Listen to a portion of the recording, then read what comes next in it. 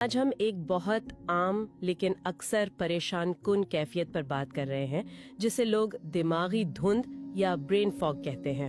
جی یہ کوئی باقاعدہ بیماری نہیں بلکہ یہ وہ احساس ہے، وہ علامات ہیں جب لگتا ہے کہ ذہن بس ٹھیک سے کام نہیں کر رہا۔ بالکل، طبی زبان میں سبجیکٹو کوگنیٹو امپیئرمنٹ کہتے ہیں اسے، مطلب جب انسان خود محسوس کرے کہ پہلے جیسی تیزی نہیں رہی سوچ میں۔ ہاں، جیسے سوچیں دھندلی سی ہوں۔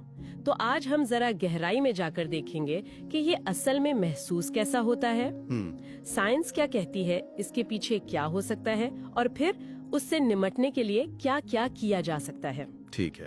تو جو لوگ اس کا تجربہ کرتے ہیں وہ اکثر کہتے ہیں کہ ذہن صاف نہیں ہے، توجہ مرکوز کرنا جیسے کسی کام پر یا بات چیت میں، ہاں، یا کچھ پڑھ رہے ہوں تو دھیان بڑھ جاتا ہے۔ بالکل بہت مشکل ہو جاتا ہے۔ جی، پھر یادداشت کا مسئلہ، نام بھول جانا یا کوئی چیز کہیں رکھی وہ یاد نہیں آ رہی، یا ابھی تھوڑی دیر پہلے کیا بات ہوئی تھی وہ ذہن سے نکل گیا۔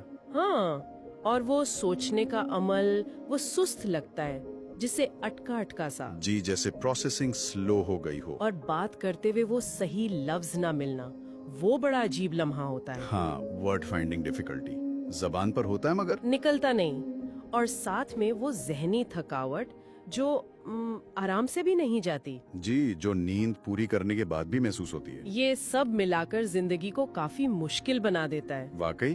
تو یہ صرف تھکاوٹ نہیں ہے، مطلب کچھ اور چل رہا ہوتا ہے پردے کے پیچھے۔ یہ بات دلچسپ ہے۔ جی بالکل، تحقیق بتاتی ہے کہ اس کے پیچھے اکثر جسمانی یا دماغی تبدیلیاں ہوتی ہیں۔ اچھا، ایک جو سب سے اہم نظریہ ہے وہ ہے نیورو انفلیمیشن، نیورو انفلیمیشن۔ دماغ کی سوزش۔ ہاں، دماغ کے اندر ہلکی سی سوزش ہوتا یہ ہے کہ جسم کا جو مدافعتی نظام ہے نا، وہ کبھی کبھی کچھ زیادہ ہی متحرک ہو جاتا ہے اور کچھ کیمیکلز خارج کرتا ہے، سائٹوکائنز کہتے ہیں انہیں۔ سائٹوکائنز، اچھا۔ جی، یہ سمجھیں کہ جسم کے الارم سگنل ہیں، لیکن جب یہ زیادہ ہو جائیں تو دماغ میں پہنچ کر وہاں خلیوں کے کام کرنے کا انداز اور ان کا آپس میں کنیکشن بنانے کی صلاحیت، یعنی نیورو پلاسٹیسٹی۔ بالکل، نیورو پلاسٹیسٹی اس پر اثر ڈالتے ہیں۔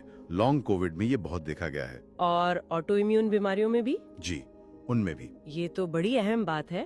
کیا یہ صرف ان بڑی بیماریوں میں ہی ہوتا ہے یا کبھی عام وائرل انفیکشن کے بعد بھی ممکن ہے؟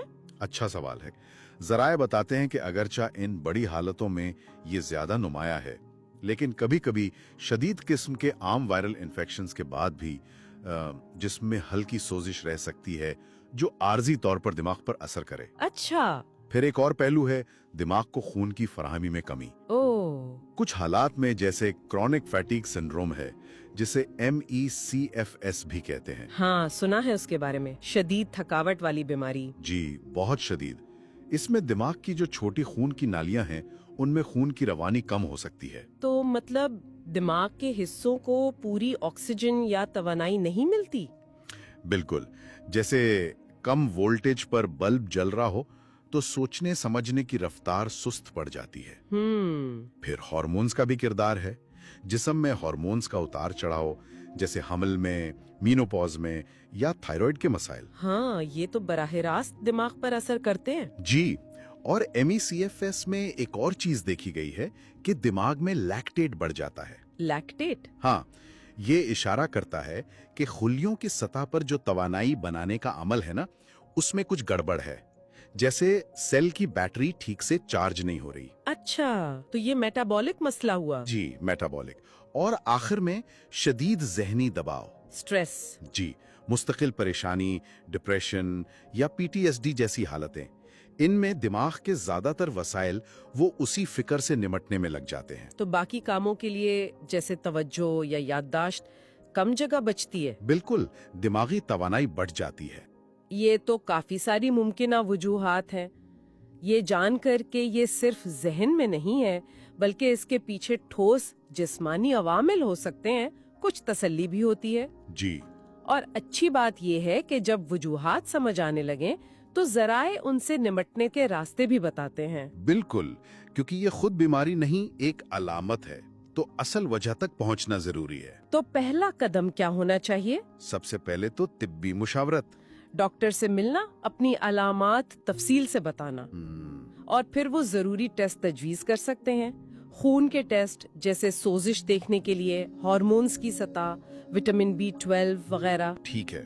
इसके साथ साथ तर्ज जिंदगी में तब्दीलियां। नींद बहुत अहम है। कितनी नींद? रोजाना 7 से 9 घंटे और पुरसकून अच्छी क्वालिटी की। सही। हल्की फुल्की वर्जिश भी अच्छी है, लेकिन यहाँ एक एहतियात है, खास तौर पर MECFS जैसी हालतों में। हाँ, वो पेसिंग वाली बात। जी बिल्कुल, पेसिंग। अपनी तवानाई की हदूद को समझना और उसके अंदर रहना। ज्यादा जोर लगाने से तबीयत बिगड़ सकती है। ये वाकई बहुत अहम नुक्ता है। अक्सर लोग बेहतर महसूस करने के चक्कर में ज्यादा कर लेते हैं। जी, एहतियात जरूरी है।